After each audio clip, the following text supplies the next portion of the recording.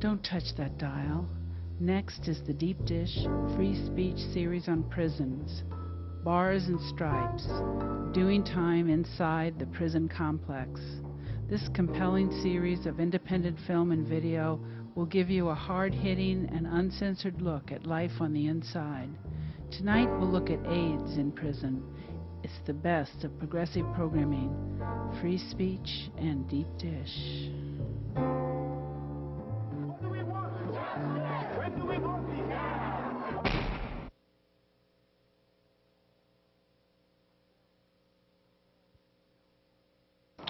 I felt like I was out in space, as though like you were flying a kite or something. The colors were dark, very dark, but it had some type of reddish, jelly-like type of things around me. And all I wanted to do was just to feel like I wanted to just get down. I couldn't. The more I wanted to come down, the further I went off into like space. I was off in a bag, in like a water bag. I can hear sounds around me. I feel like I'm suspended in a bag of water. I'm moving, but I'm not really touching anything. It's just that I'm suspended. And I keep hearing voices. It's dark, I can't see anything.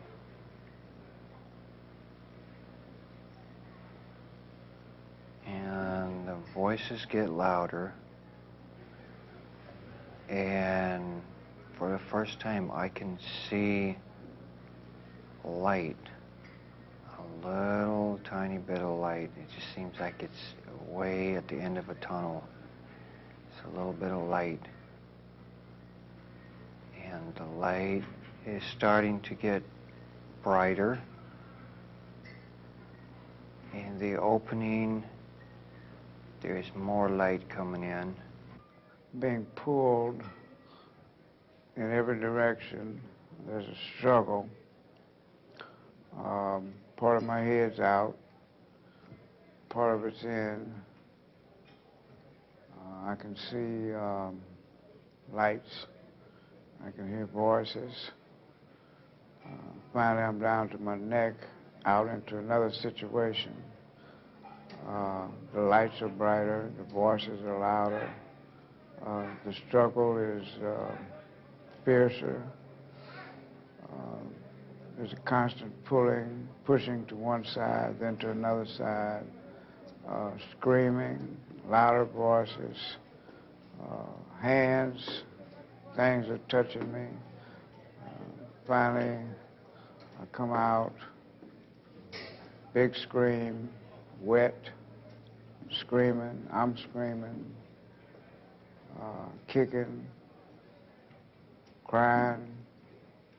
Then I am placed on my mother's chest.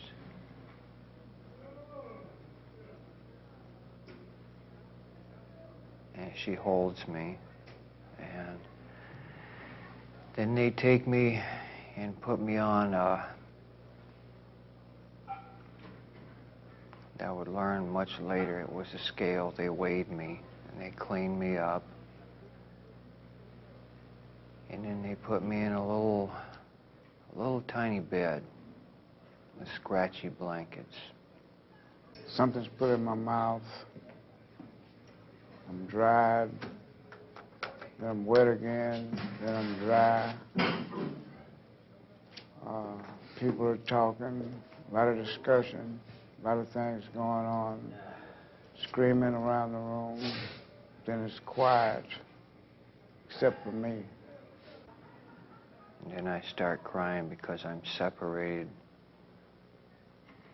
from my mother. I'm separated from the calmness that I had endured for so many months. And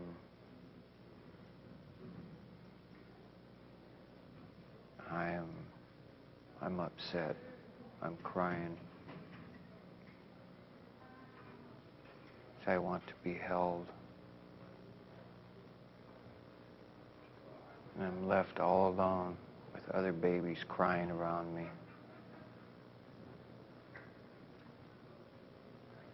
But I'm alive. And from what I understand later, I'm born. I'm born. Sometimes I wonder what I was born for until I got to the point where I realized, it wasn't my choice. As I'm growing up, I'm 1 or 2 years old, I feel this desperate need to be noticed, recognized, loved. I'm craving for affection, and I'm not getting it. I am experiencing arguing every day, noise, yelling, screaming, hollering. My mother and father, always arguing.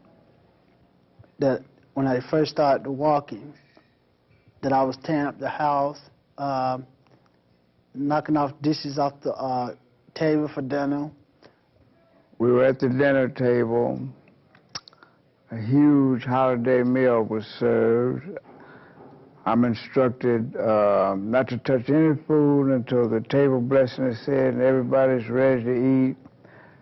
And some hot punch was poured in all the cups. I slipped a swallow.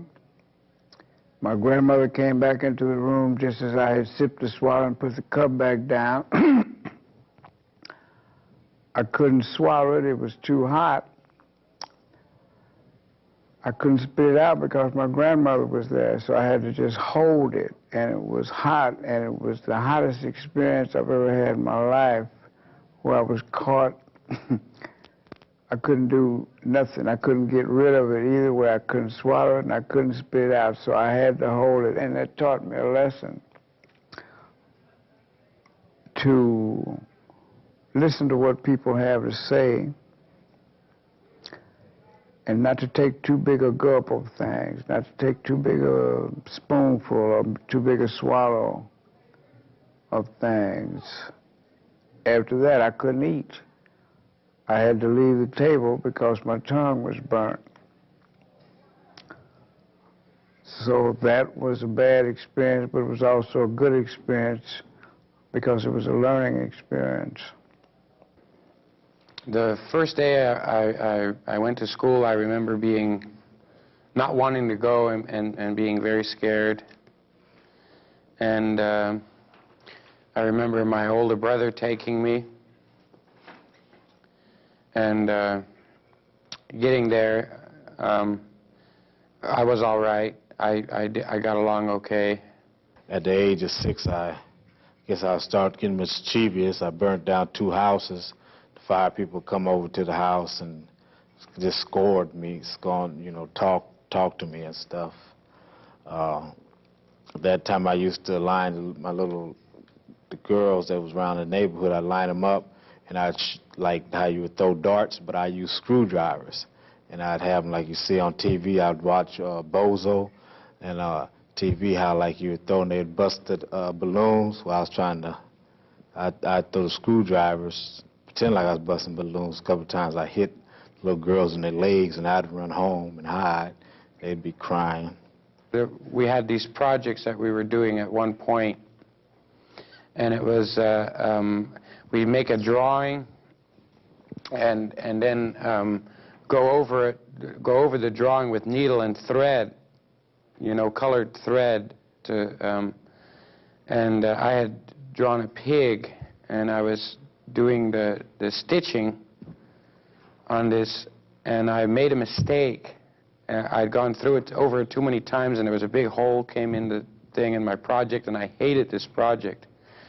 Almost kind of like I was scared of it. I thought I would get in trouble, that I did such a bad job, and every time that she told us to take the nun, there was the sister told me that she told us to continue on our projects. The following day, I would dread this moment Also on my report card, the teacher is telling my mother that I have a real get up and go to start a project, but I don't seem to finish on time. I start things and I don't complete them. Otherwise, I get good grades. I get real good grades. I go home after school, and when my father comes home, there's arguing, fighting, there's drinking. As I'm getting older, I'm starting to recognize things more. There's always fighting and the abuse that comes along with it that I experience. My older brother seems to have, seems to be able to run the family as young as he is, and he's always hitting us with a belt, you know, tying us to a chair, forcing us to eat food. My parents are not saying anything. They're off in their own little world. And also, I remember another incident on another time going to school. We were supposed to go by and witness this. One of my aunt's maids had been run over by a truck on her bicycle, and she was dead, and there was a viewing of her body, and we were told to go by and look at her body, and I did, and she was all sewn together, and it was horrible. I remember having a terrible nightmare of that the following night, of her running after me on the ice, and there was a big crowd of people, and I was the last one, and it was like she was reaching for me, and it was like death reaching out. I used to be so frightened of the fog at night. I'd be outside with my sister and her girlfriend, and there was so much fog coming in from off the ocean. And during this time, it was a person going around, they called him the bouncing ball killer. But my sister, she would howl like the Wolf Man in Frankenstein. I couldn't see her, and she'd be all in the fog, and it would scare me. I'd get to crying, or hollering, trying to run in the house, but the door would be locked. I remember one time being real scared. There was a very windy day, and I was by myself, and it was like I was going to get blown away by the wind. You know, I was by myself on the way home, and I really felt like I was going to get blown away. It was a very strong wind, and I had to lay down with my bicycle. I put my bike down and laid down with it, kind of waiting for the wind to subside. And I just remember those walks, you know, along the canal and along walking by the milk factory. I remember those are pretty strong images of walking back and forth to school. I remember more about that than the school itself. As far as rain, the rainy times, I used to like those because it would fill up the alleys in Los Angeles. And we'd go behind the warehouses and get the big crate boxes and try to make boats to make them float down the alley. And I enjoy that part. Some water be sometimes 3 and 4 inches deep. I'm very curious about life. I get myself into a lot of troubles with my curiosity. A while ago, I realized this is hard for me to say, but because I'm a very loving person, but I took some cats and killed them. I used a pitchfork, and I went with my sister. You know, we took her to this place in back of the farm, and it was like we were curious to see what was inside. We didn't realize we were hurting them, but this is what we did, and it really upset my mom and dad. And my father drowned the hurt kittens. He caught us in the act, and it wasn't until afterwards that I thought about it, you know, that I realized what I had done, and that it was a terrible thing that was inside me somehow.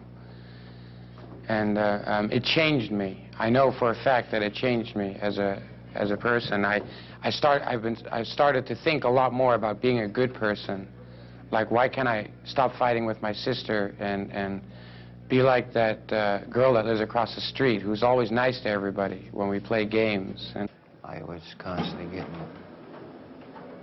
whipped and slapped, beat. That was what was happening. If something went wrong, I was the one that was accused of it. I learned to accept it. I also learned to accept taking my brother's asthma pills, which had ephedrine in it, and it gave me a stimulant. I learned to drink the old granddad, Old Crow and the Jim Beam. I would mix it together in a bottle, and I would drink that on the bus on the way to school. I learned to break into neighbor's house and every day and take 2, 3 Dexamol tablets. That's like at about 7 years old. I was seeking some type of love, affection that I wasn't receiving in the home.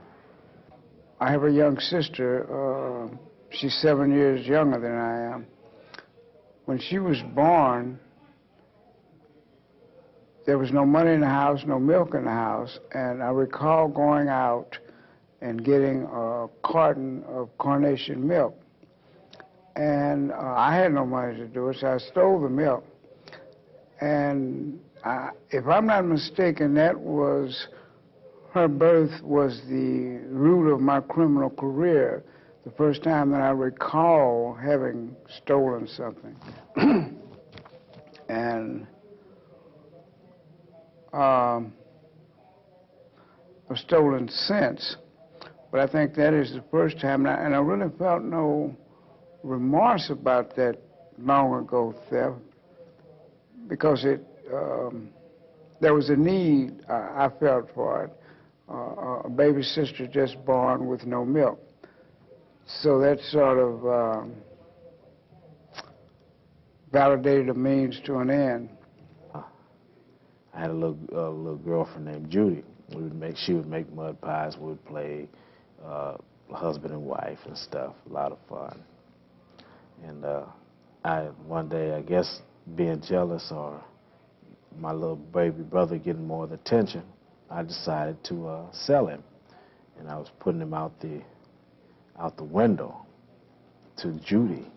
Had him almost, she was just getting ready to take him. And my mother came in and said, "Boy, what are you doing?" And she came, she got Douglas, his name was Douglas, got Douglas, put him back in the bed. They always talked about that. They thought that was pretty funny, because I was getting ready to get rid of my little brother. I asked her brother the other day, I asked him where the babies come from. How come that the brothers there and the sisters at the girls' boarding school, how come they don't have children?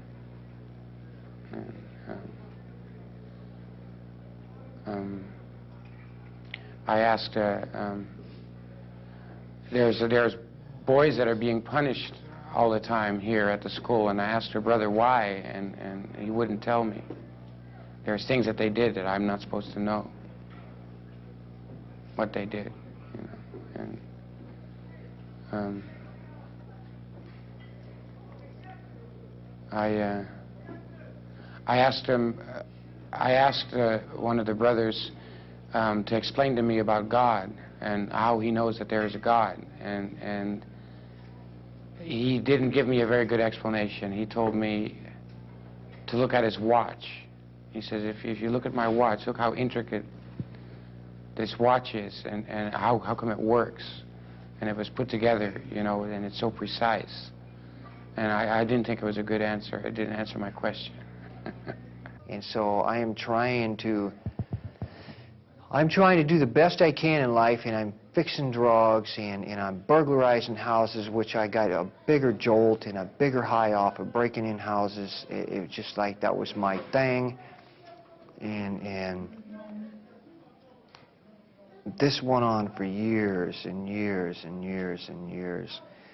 And I continued to use and use and use and use. At 14, I got a purse snatch. And I went to Camp Scott, stayed there for about 9 months, and I got out. And then yes, I was 15, back on streets, getting high, doing nothing. I caught a what did I catch? I caught some other case, but I went to Camp Gonzales. I don't know if it was a robbery or what. But I went to Camp Gonzales.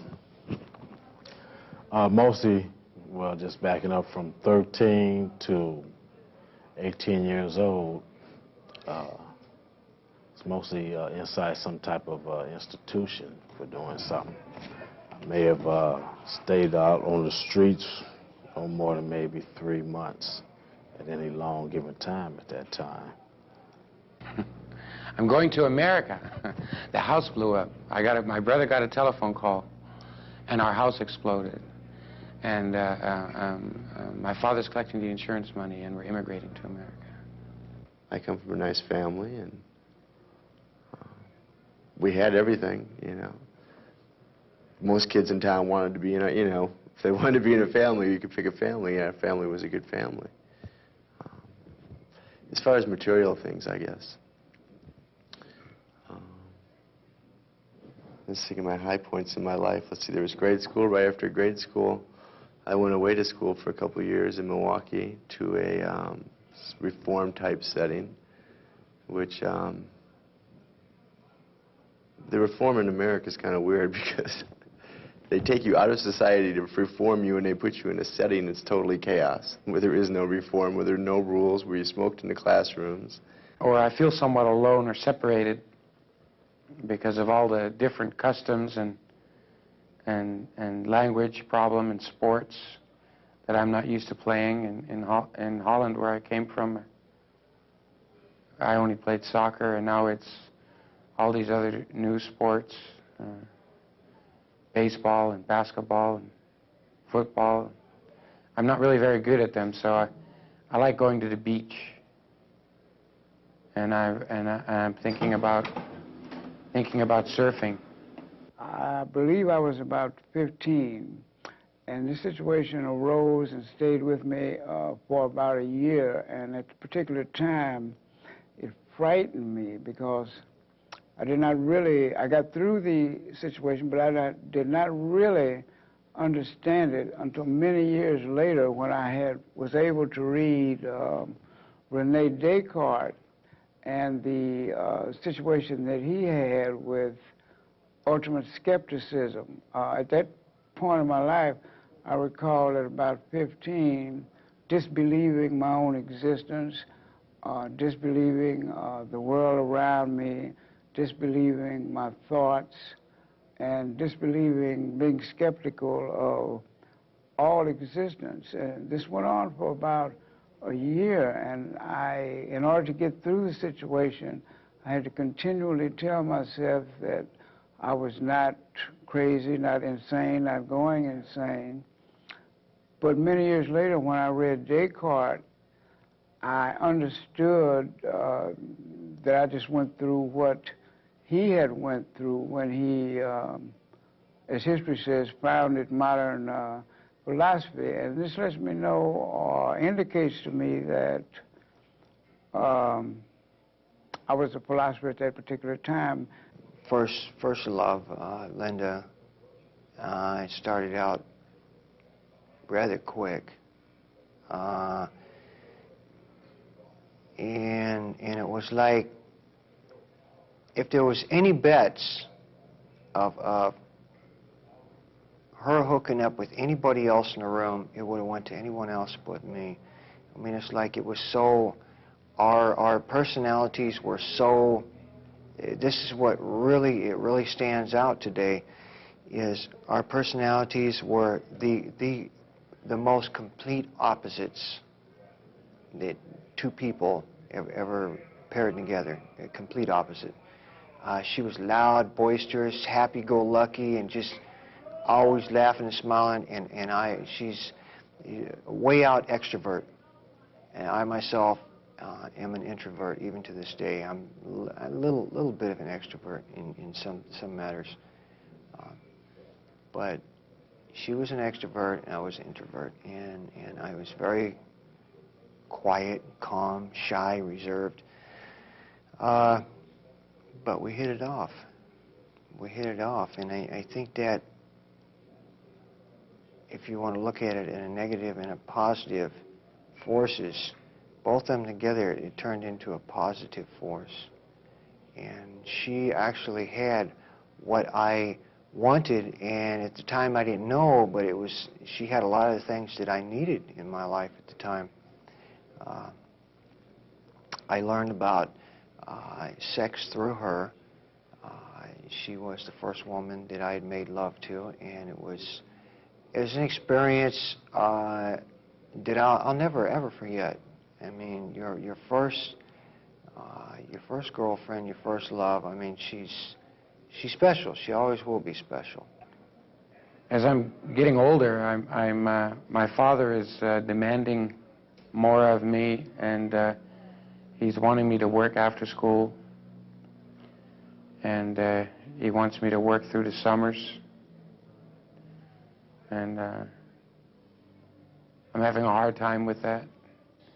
I'm also having a hard time with my older brother. There's a lot of competition between us, and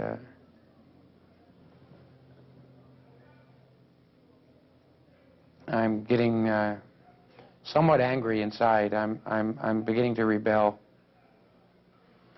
I've made some new friends that smoke pot and drink beer, and these are the guys that I surf with, and I really love it. I found a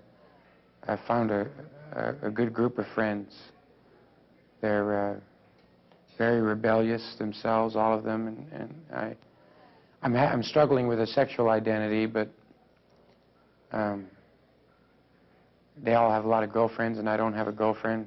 She was going out with another guy behind my back, and my best friend, Ellen, she set it up to where I could hear the conversation on the phone, and she set it up that way. I was on an extension line at her house, at Ellen's house, and I heard with my own ears. I wouldn't believe that she was going out behind my back, but she was, and she was going to bed with this guy and everything, and I was quite upset about it, quite upset. I mean, here I'm with this woman for 9 months, and I hear it from her own mouth, and it's like I couldn't bring myself to talk to her, to even be around her. And it's just like all of a sudden she didn't exist. A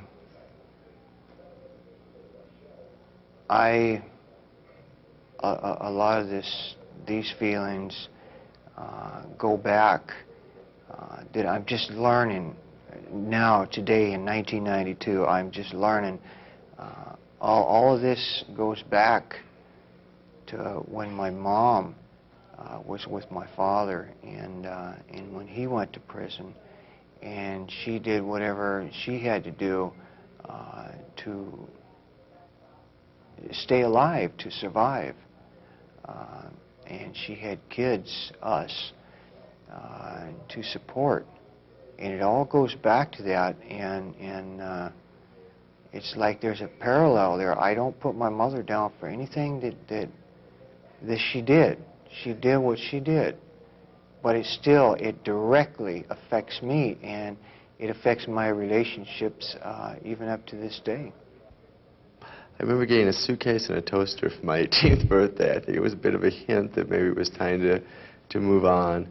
So one afternoon, I'd always wanted to move to Florida or go somewhere out of the Midwest, you know, and find myself or find other people like me, because I didn't feel there were people like me in the Midwest.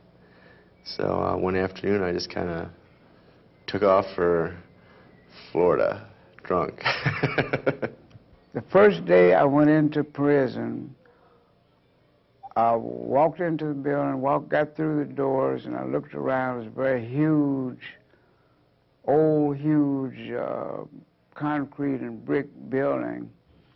And the first thing that came to my mind was school.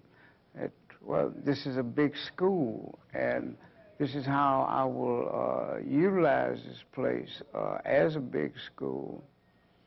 I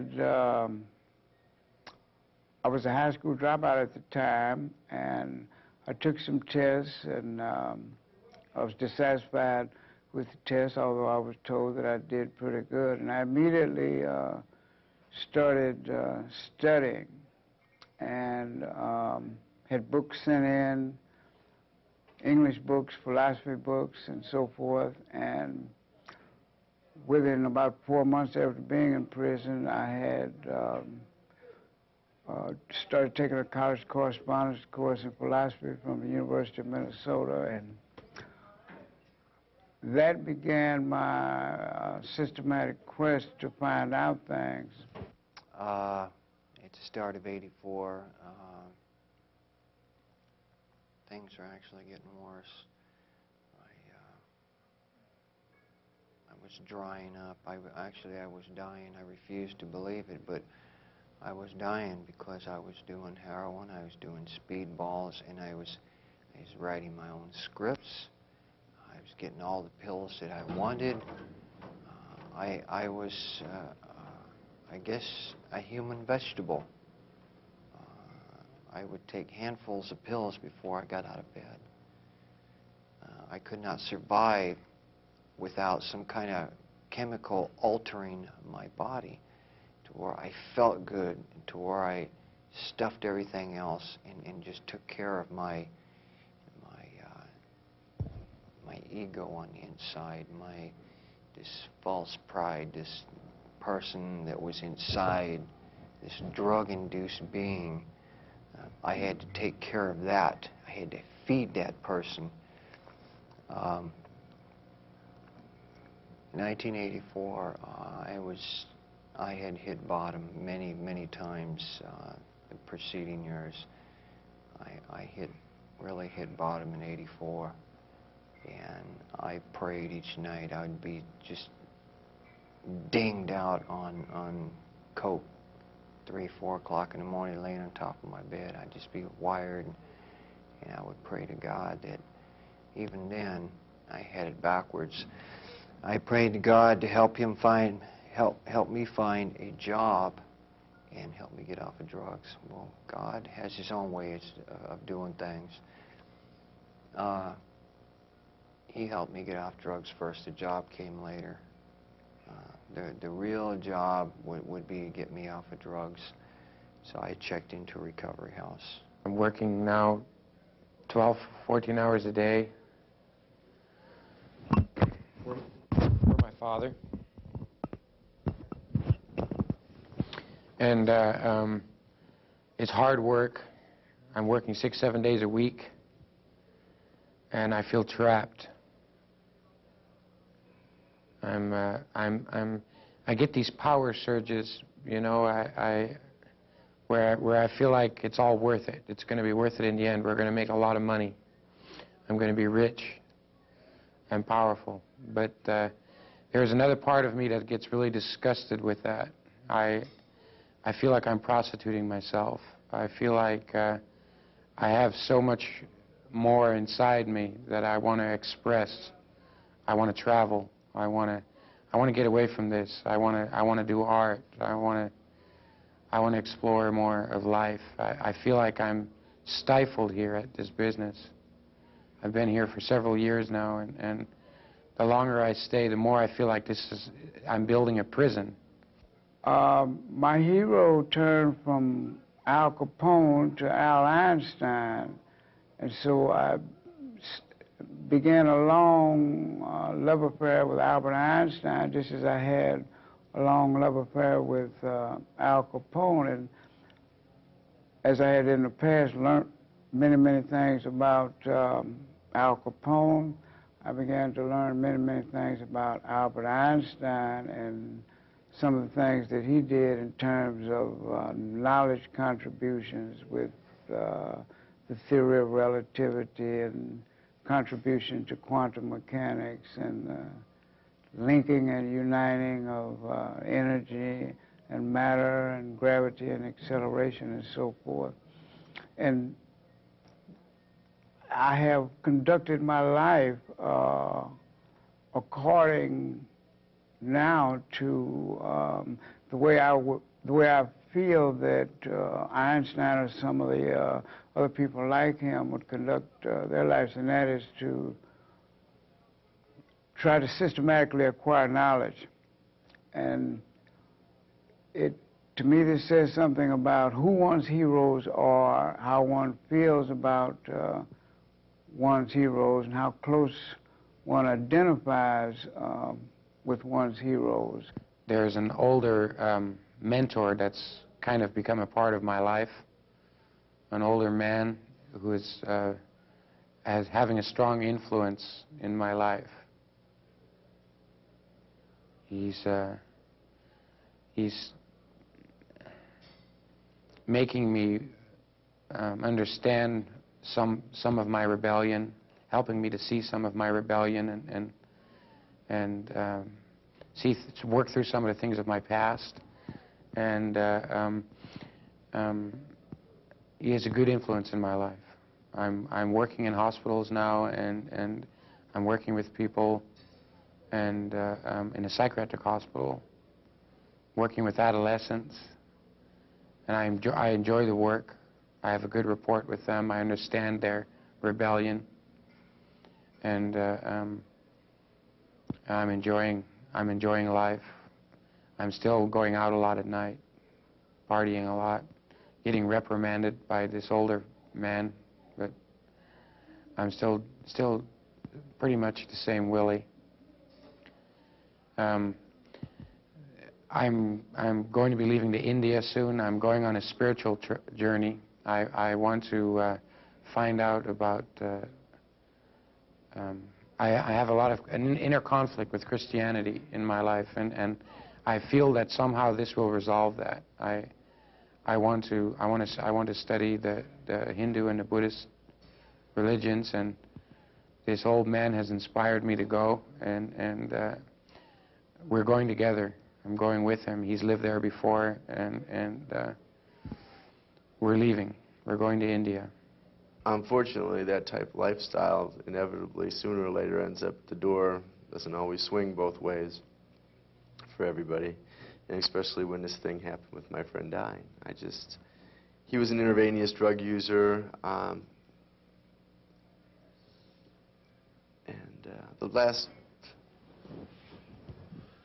year we didn't live together. He was living in San Diego. He'd come up and visit, and I knew he was using drugs and that he was an intravenous drug user, but I wasn't, at the time, I wasn't into it myself. And I was still, real program orientated, and this was such an awful thing he was doing. And eventually he ended up getting very sick when he was staying with me, and dying shortly thereafter. But he was staying with me just previous to that, and he was working for me in my construction company. We just started a total remake on a house. We got farther enough as to gutting the whole house. And then he died right in the middle of that. It was drug-induced. Drug overdose that led to full-blown AIDS. I think it just ran him down so far that, and then the AIDS took over and ended up everything just kind of went together. This, I think, was a turning point in my life, because I picked up where he left off. Shortly thereafter, I started doing the same thing he did, which was intravenous drugs, methamphetamine, speed, crank, glass, whatever you want to call it, hydro, all kinds of different names. Lost my company real quick, never finished that job. That was the first job I'd been fired for. It was a pretty large job. Very nice man that had given me lots of work over the last few years. I really screwed him, and not that I wanted to, and I'm sure he thinks that I had something to do with him. We had short words, and that's about it. He doesn't really want to even speak with me anymore. I can't say I really blame him. And then I just proceeded to to destroy my life. I had a nice, I thought I had a nice life on the outside. I mean, you take a look and, you know, I had my own business, I had a beautiful apartment, a little collection of artwork, and everything that someone my age and a group of people that he hung around would want to have. And once I started using drugs, that all went away real quick. As I've said, I've been to about 8 different universities. I've also been to about 8 different prisons. But each prison has, to me, been a school, has been a learning process. And fortunately, I have been able to adjust my mind in such a way that no prison, no jail that I have ever been in has punished me. I have never suffered punishment in a jail because of the way I adjust my mind to that particular reality. Many people get punished in jails because they tried many different ways to fight jail. It's a situation that I'm in, and that despite being in a situation of confinement, there is a boundary of freedom that I create and that I possess. And so because of that, jail does not punish me as it does many people. And I think one of the reasons for this is that it might go back and it might not, but it goes back to the time of peeing in the bed and not being aware that I could actually control that event within myself, that my existence could be controlled by me. And so I never had another problem with peeing in the bed as a kid, and because of an inner control that I have learned to utilize. The same thing applies in prison. I have an inner control that absolutely negates punishment. Punishment does not apply to me. Perhaps if prison officials would deprive me of books, pencils, and paper, I could be punished. Perhaps, I'm not even certain in that situation. This place, India, is like no place I've ever been. I am completely in love with the country and the customs, and it's very colorful. It's tropical. The climate reminds me a little bit of Hawaii, but the people and everything is so new and so different. Everything that it's like I've really entered a different world. I'm really excited. I'm looking for an ashram. I want to study yoga. Perhaps when I go back, I can open up an ashram or a yoga center in the United States.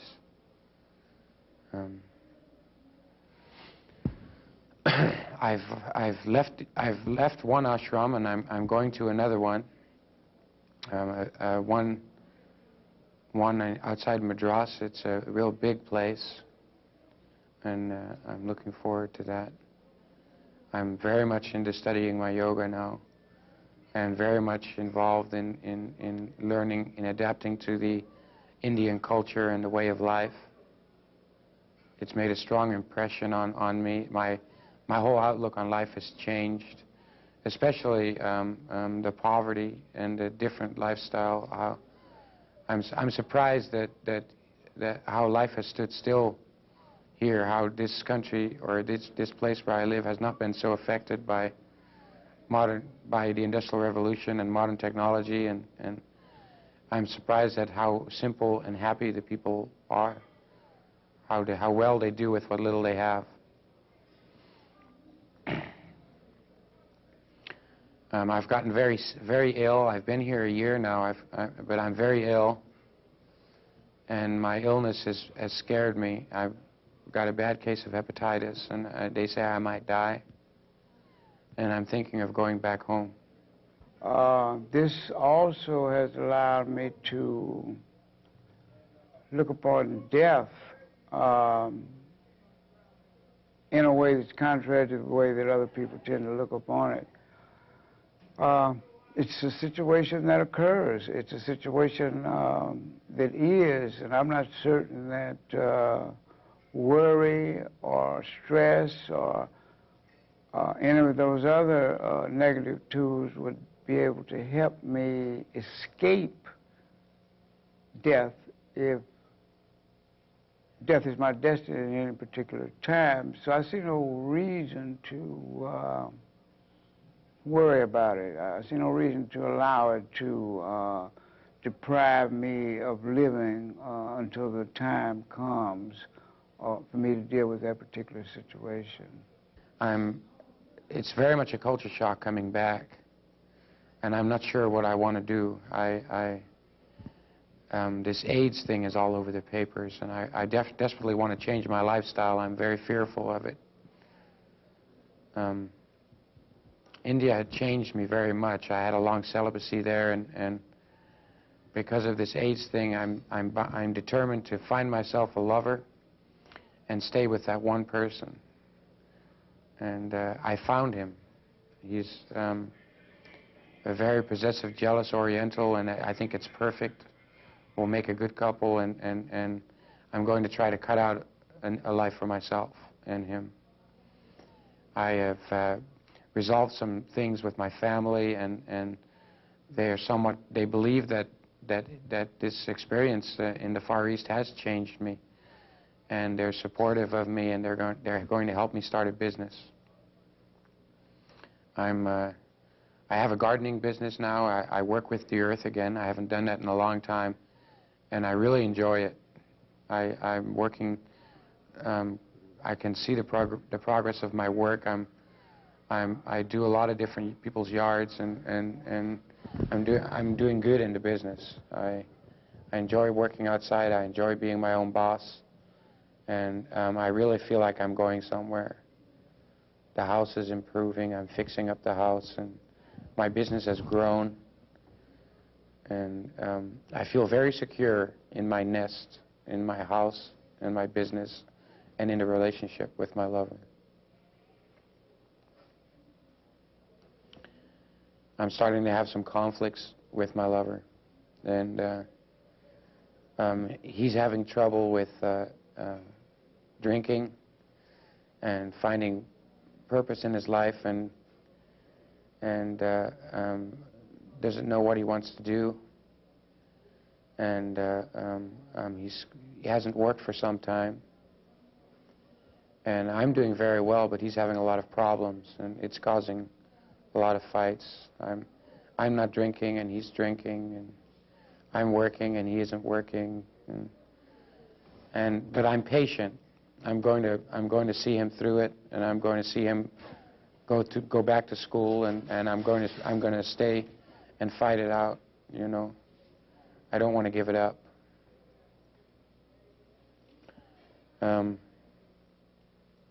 I've given up. I can't take it anymore. I'm going to break up, sever the relationship. We've been together 5 years. It's a long time, but I'm almost 30 now, and I really don't believe that this relationship is going anywhere. So, and I'm going straight. I'm going to find me a girl. I found one, one that has lived in my house, and she says she loves me. Except I went to the doctor, and I found out I'm HIV. I'm devastated. I'm terrified.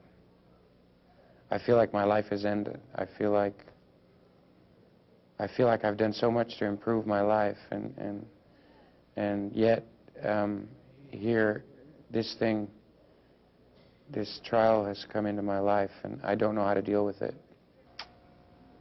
My mother passed away in April of 1985. That hit real hard.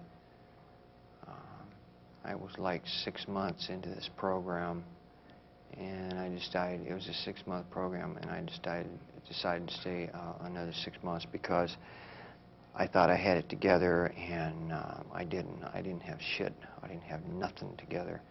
And I found that out that day. I learned she died. During the next 6 months, I worked on Frank. I worked on him to see what made him tick, what makes him think, what makes him feel. And I had counselors kicking my butt all along. And I thank God they were there for me. Beautiful people. The girl I found wants to stay with me. She wants to stick by me through it. She's not afraid. I can't understand it. I'm terrified. I'm going to die. I talk to my family, and they don't understand. I'm selling my business, and I'm going to Mexico. I don't care. My father says he's selling the house. He's angry. If I sell, because I sold my business, I don't care. I'm going to end up on the streets eventually. I feel that I don't care. I've given up. I've broken it off with my girlfriend, and I'm on the streets. It's kind of exciting. I've never been on the streets, and it's a whole different way of life. I find there's quite a bit of help available. I'm getting help from the city through a social services agency, and I'm waiting for SSI money, and I'm living in the downtown hotels, and I'm again in another stage of real rebellion. This time I feel more against the inner man, or against God, instead of against society. I feel like I've been ripped off. I'm drinking heavily, and not really caring. I'm really alone. I'm severing my ties with my family, and I'm really alone. For the first time in my life, I don't think I've ever been this alone. I had met my ex in there, December of '88. We eventually moved in together. I fell in love with her, and she's still to this day, she's a very, very beautiful woman. I still have a lot of feelings for her. She's mixed up. She did her thing, and because of my ignorance, self-centeredness, selfishness, I ended up in prison because something that she did behind my back.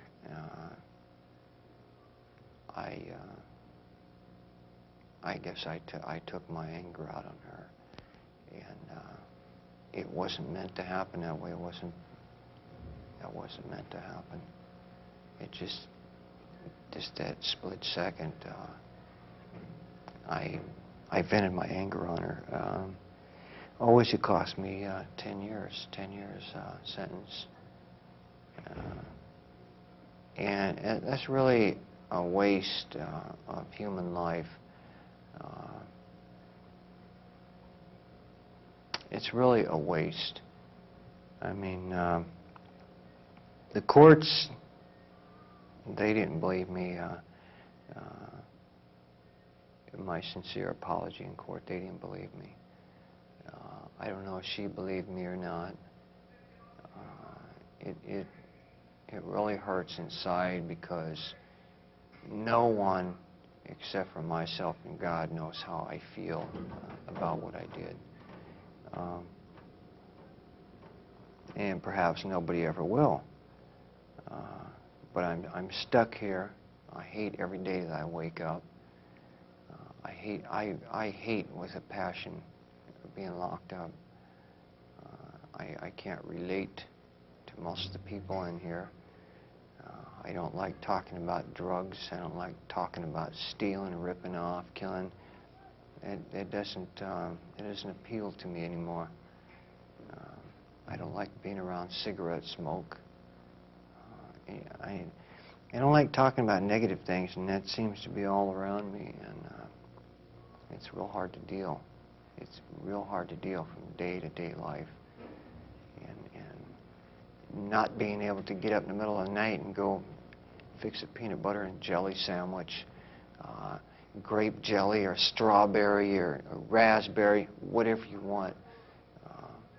And you have to eat this food that's a lot of the time it's not fit for a dog's consumption. I got 2 years, 2 years and 8 months to go.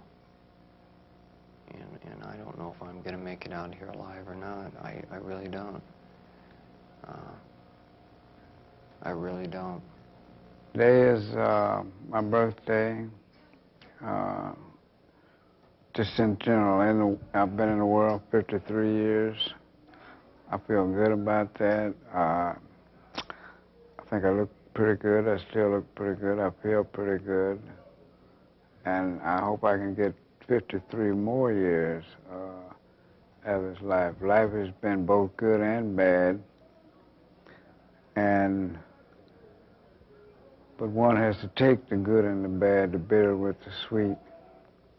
So I feel pretty good about being in the world 53 years and not being too much of a fool. I think we're all foolish to a degree, but I'm thankful for not being 100% fool like so many people in the world are. And hopefully I can get 53 more years out of this life. Let's see. I think a birthday is something to celebrate. One should celebrate himself in the world as having made it to another point in life. I think each birthday is a milestone, a point. Some birthdays we will not get to, and so each one should be a celebration, a hallelujah story, something to say amen about. And I've been saying that since early this morning to myself, that I'm thankful for being here another year. And just thankful.